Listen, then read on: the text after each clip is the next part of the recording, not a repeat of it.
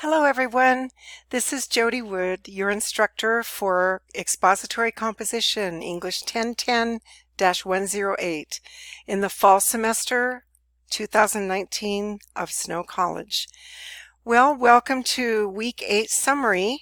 I hope that you all had a very enjoyable 4-day weekend with fall break at Snow College, and welcome back to Week 9 this week.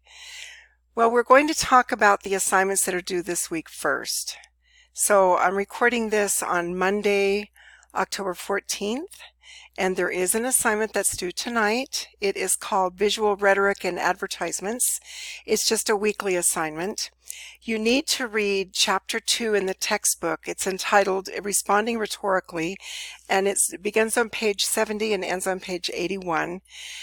After you read that selection, write a 1 to 2 page summary that explains what you learned about visual rhetoric and advertisement from reading that assignment. Tell how this information has helped you determine what ad you will select for the visual ad analysis essay assignment.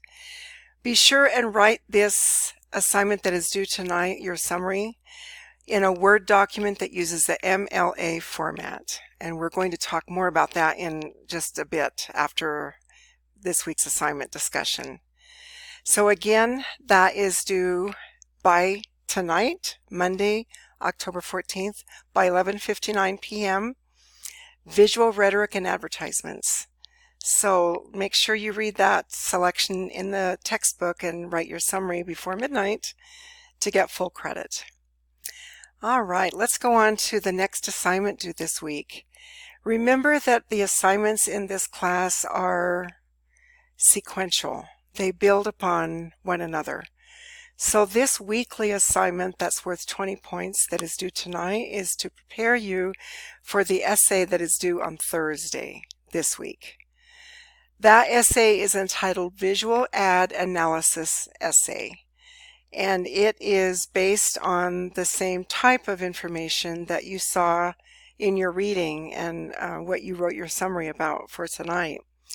This essay is a major 100-point assignment, one of the 4 major essays, and it is due this week on Thursday, October 17th by 11:59 p.m. So for this particular essay, you need to actually find a print advertisement. This can be from a magazine, a newspaper, a flyer. It can be from an online source.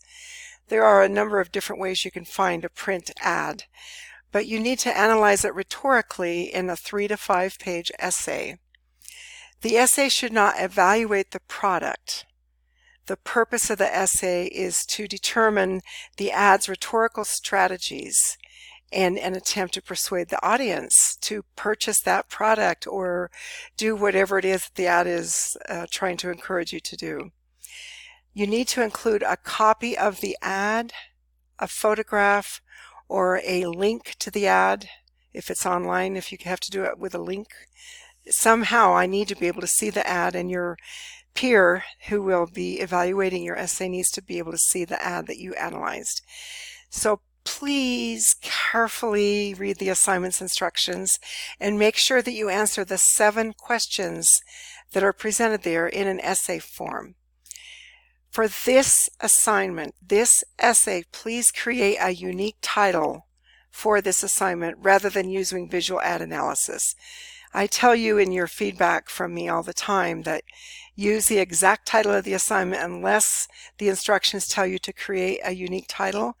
Well, the instructions do tell you create a unique title, and I'm saying please create a unique title that goes along with what you're saying. Be sure that you watch the 2 videos that I have already filmed for you and placed in the media gallery for your information and instruction. This video that you're watching right now is entitled Week 8 Summary, and it is also placed in the media gallery for your review. You already know that or you wouldn't be here watching it. But I will always send you an email that tells you your summary is in the media gallery. So continue watching your class emails. I'm going to be doing this with a link to the YouTube version of this, and the YouTube version will have closed captioned written form for ADA accommodations. This is to help those of you who may need ADA accommodations. I'm trying to be ADA compliant by doing this for you. All right, well, those are the two assignments due this week, tonight, Monday the 14th, and Thursday this week, the 17th of October. So watch those dates and those times. Let's just highlight some common areas that are still problematic for many students. Remember that we are following the MLA format, and many of you have that mastered fairly well, but unfortunately there are still quite a few of you who are struggling to figure out what the MLA format is. So to help you, because so many people still don't have it down all the way, I have attached another example of the MLA format to the email, the class email that you received this evening also. And I just want you to study that again. A lot of you, I don't think, are looking at it real carefully. Let's just talk about some of the problems. The most common problems are that people are not putting their last name and the page number at the top right of every page. So if it were my paper, my first page would say Wood space 1. It would be WOOD space and the numeral 1. At the top right of the second page, it would be Wood space 2. The third page, Wood space 3, and so on. All right, the next item that people are struggling with is the order of the heading. Well, the MLA format examples that I attached for you show that very clearly.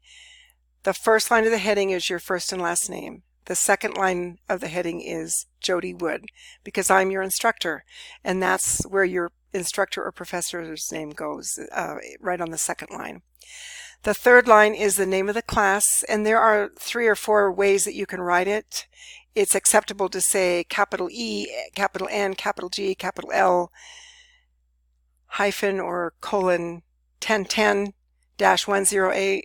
You can spell out the word English, capital ENGLISH space 1010 space 108, and so on. But in some form, you need to put English 1010, or more correctly, the correct complete title of this class is English 1010-108. You don't have to type out expository composition. That's the total title, but in a heading in your papers you don't need to submit all of that. You can just say English 1010-108. English 1010 is the name of the class.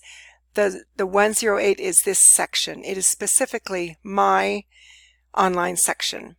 There are a lot of sections of English 1010, and the section number is determined by the last 3 digits. So just remember, for this class, Jody Wood's online English 1010 class, -108 is what you need. I know when you don't, if you don't put 108, it's fine for, I understand that you've got it, but it's just more correct that way. And in submitting your work in future classes, it's probably extremely pleasing to the professor or instructor to have that last 3 digits on there, because that specifies their section. So English 1010-108 is absolutely wonderful. Another problem that is happening is commas are not being used correctly, and I have attached a common comma usage handout to the week 5 summary, and I gave it to you again very recently, but I'm attaching it again to the email that's going out today along with the MLA format again, because some people are still really struggling to use commas correctly. So I think that that will help you if you study that again with your commas.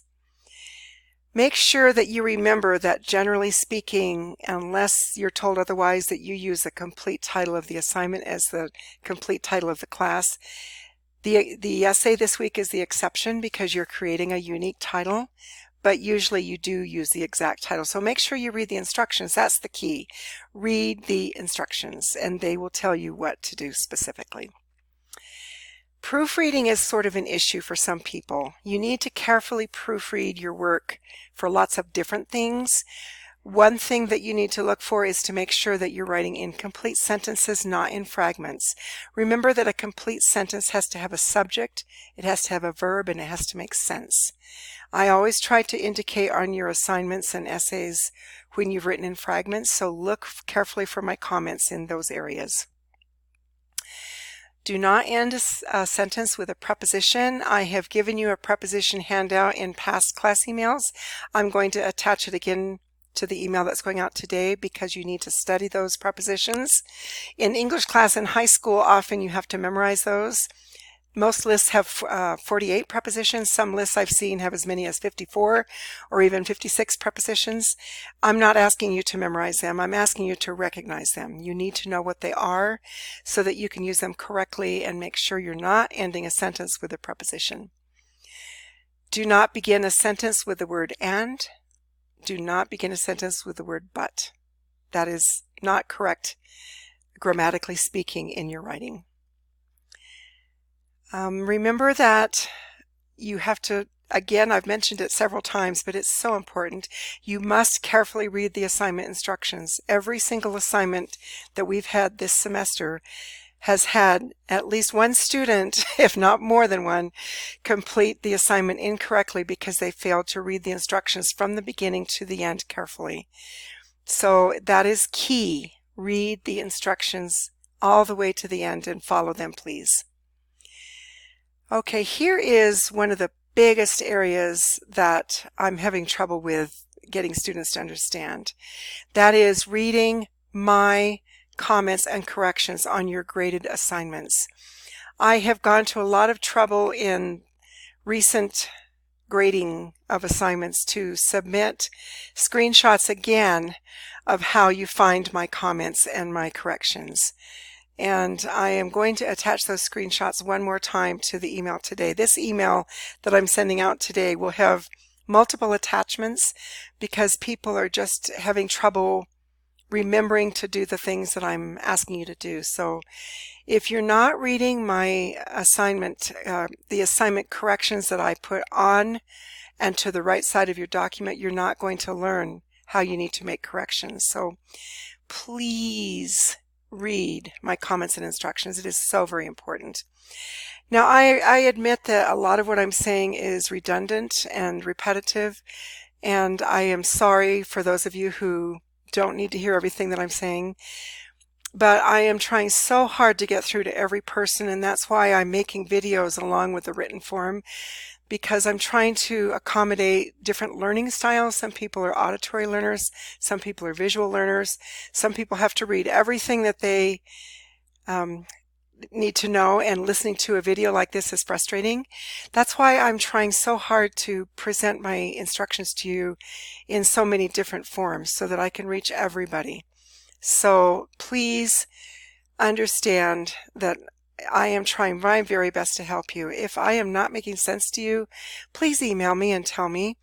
I haven't had any feedback from anybody about any of my videos, so I don't have any idea if they're helpful or if they're absolutely horrible.